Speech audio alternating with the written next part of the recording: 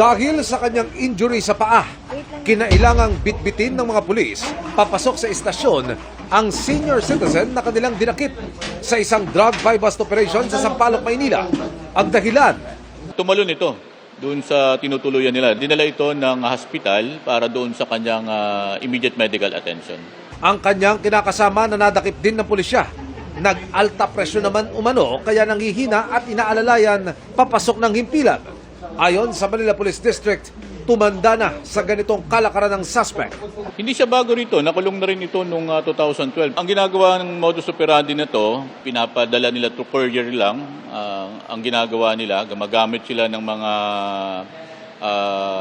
tinatawag nating service provider online na nagbabayad din sa kanila. Nitong nakalipas na linggo, na-detect umano ng pulisya na binagsakan ng hindi pa pinapangalan ng source ang magkalibin. Nagkaroon tayo ng test buy at nung nag-positive nga, nagkaroon ng buy-bust operation kung saan nga nakunan ito ng 525 grams na illegal na droga kung saan nagkakahalaga ito ng mahigit 3 milyon. Nakausap ng GMA News sa mga dinakip. Hindi ko akalain na mangyayari ho ito eh.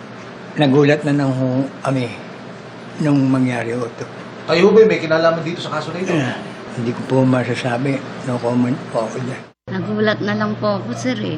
Kayo ba'y nabilan? Hindi ko po masabi, sir eh. Ano ibig sabihin nun? Hindi ko matandaan po.